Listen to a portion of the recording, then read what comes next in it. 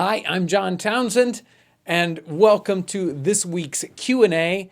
The main question today, or what we're going to talk about, are lemons and preserving lemons. Thanks for joining us today on Questions and Answers with James Townsend and Son.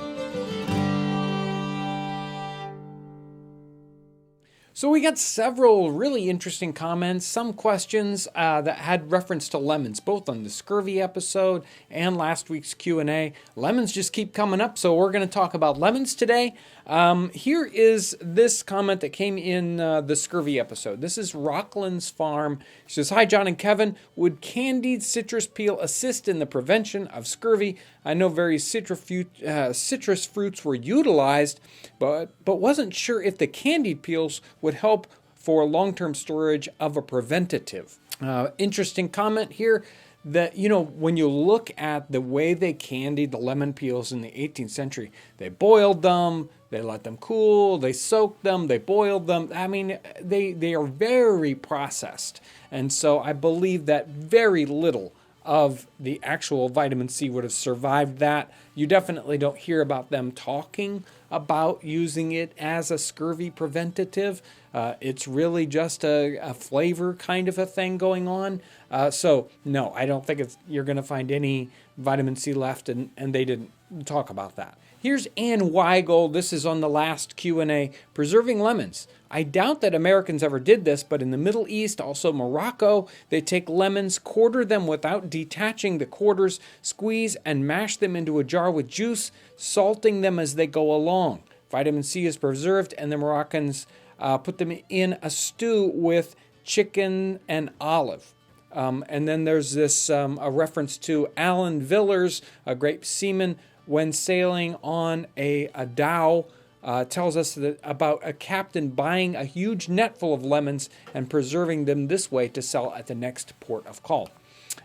Interesting. It sounds like something they would do in the 18th century, but I have not found any reference to lemons and salting them in this technique. If you come up with anything, a reference to something like this that's specifically related to the English or the Americans salting their lemons, I would really be interested in hearing about that. And here's the main comment that came from Charles Hudson that kind of started me on a bunch of more research here.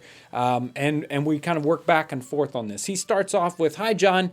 Great videos always. One thing I would like to disagree with you on is that people in the 18th and 19th century did not preserve lemons. A quick look at my library shows recipes for pickled lemons in the American Domestic Cookery by Maria Rundell.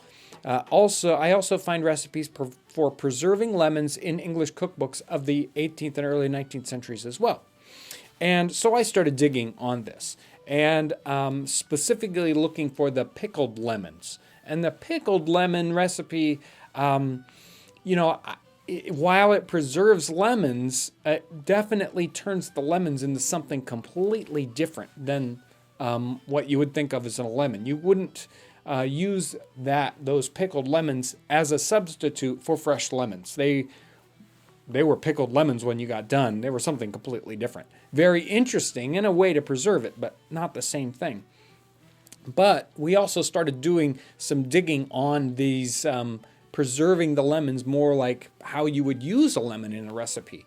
I went digging into an 1819 reference for storing lemons and oranges in dry sand that came up. That was really interesting. You would put lemons in a cask of dry sand, making sure that they had 2 inches of sand underneath them, and then placing them in the sand so that they don't touch, and then pouring sand on top of them, and probably you could get multiple layers like that.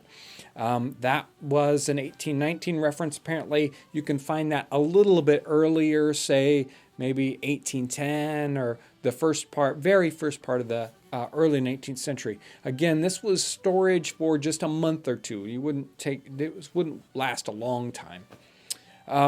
But we started digging deeper, and he referenced 18th century cookbooks, and he pointed to Hannah Glass. And here's Hannah Glass's recipe. It's from the 1784 edition. And let me read to you what Hannah Glass talks about. She says, "Another way to keep lemons.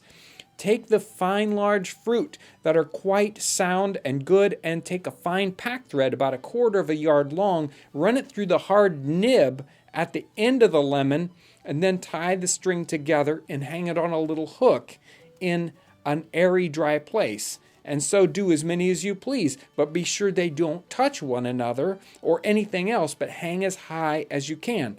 Thus you may keep pears, only tying the string to the stalk. So the Hannah Glass here in the 1784 edition is stringing these up and hanging them in the middle of the air, and that lets them dry. If you've ever had maybe a lemon on your counter that's stayed there a long time, they kind of the zest or the outside peel of the lemon gets really, really hard, and it starts to lose some of its moisture on the inside, but it doesn't go bad. If you just take lemons and you put them in a jar, they will start to ferment. They will do bad things. But if you let them kind of hang up and dry, you can preserve them for a while at least. So in the off season, you can have something like a lemon.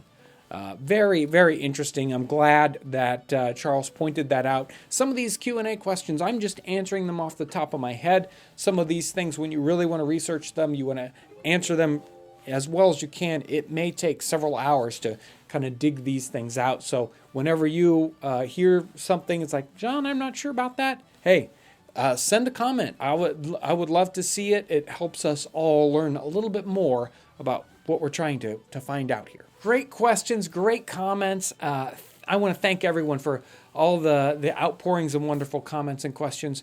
Really, the channel's got some great community down there. So thank you for both answering questions, asking questions, chiming in the comment section. It's wonderful. I want to thank everyone for their amazing support for what we're doing. We are working on lots of different projects right now, and there's so much support and encouragement. So thank you so much for that. I want to thank you for taking the time out today, watching this video. Thank you so much for everything you do, and thanks for watching. If you're a new viewer and you haven't subscribed, press the subscribe button up here. That'll take you to a spot where you can subscribe. I want to thank everyone for watching.